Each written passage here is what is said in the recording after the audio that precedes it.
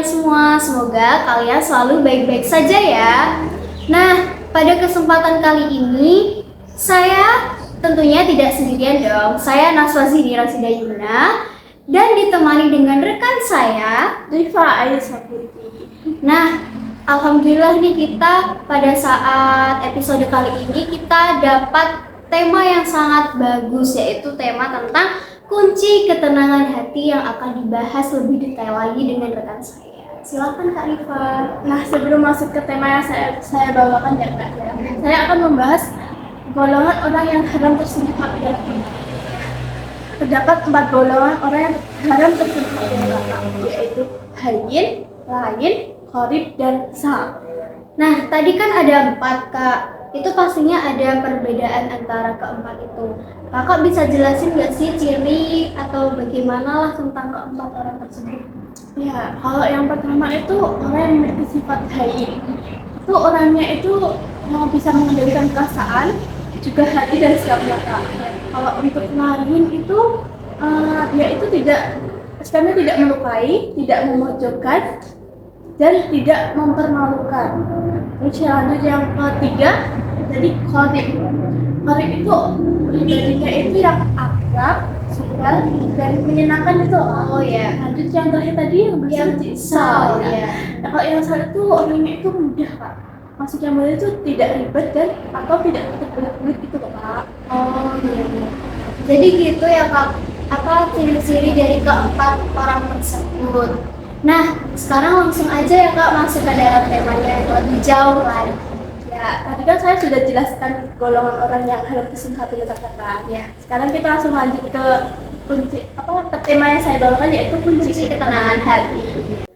Apa saja sih Kak kunci ketenangan hati itu? Sebenarnya banyak sih Kak kunci ketenangan hati, tapi di sini saya akan membahas beberapa saja kunci ketenangan hati. Ya. Nah, yang pertama itu adalah zikrullah, yaitu selalu mengingat Allah. Ingatlah, dengan mengingat Allah lah hati kita akan menjadi tenang dan tentram. Yang kedua, wudhu dan sholat. Dengan wudhu kita kembali mensucikan diri kita dan menambah kesegaran dalam diri kita. Dan juga kalau untuk sholat itu gimana Kak ya? Kalau orang itu yang keadaan emosi, dia tidak tenang, tidak tentram, dan saat itu dia akan menjadi tenang Kak. Ya. Lanjut yang terakhir adalah membaca Al-Quran. Salah satunya dapat membuat diri kita tenang. Sebagaimana Allah sampaikan bahwa Al-Quran adalah benar-benar petunjuk yang nyata. Adanya petunjuk bagi manusia tentu dapat membuat kehidupan menjadi lebih tenang, gitu Kak. Jadi ketenangan itu datang dari gelar, harta, dan popularitas Kak. Orang yang beriman itu tenang hatinya dengan mengingat Allah.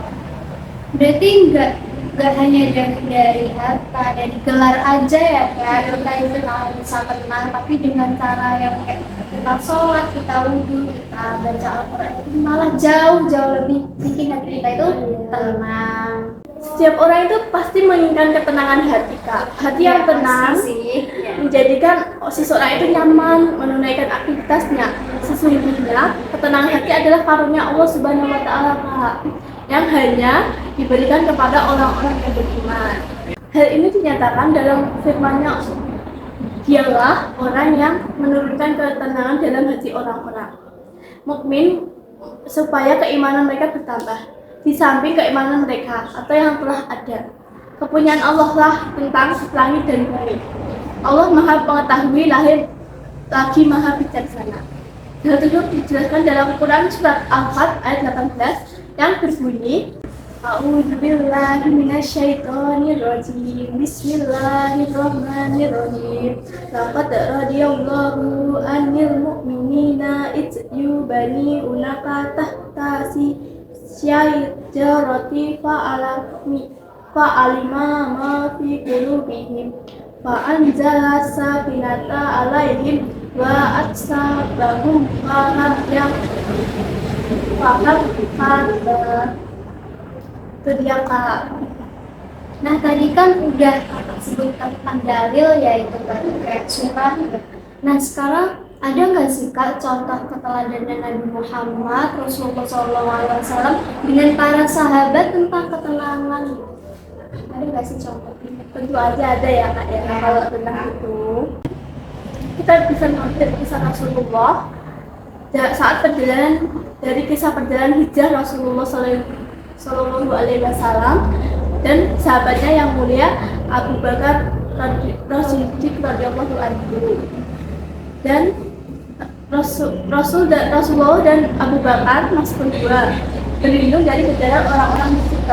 Ya, saat itu Abu Bakar radhiyallahu anhu berkata, jika salah satu dari mereka menunjukkan pandangannya ke arah kedua sandalnya, niscaya dia akan melihat kita. Dalam kondisi genting seperti itu, Rasulullah SAW dengan penuh ketenangan berkata, bagaimana menurutmu tentang dua orang yang Allah ketiganya?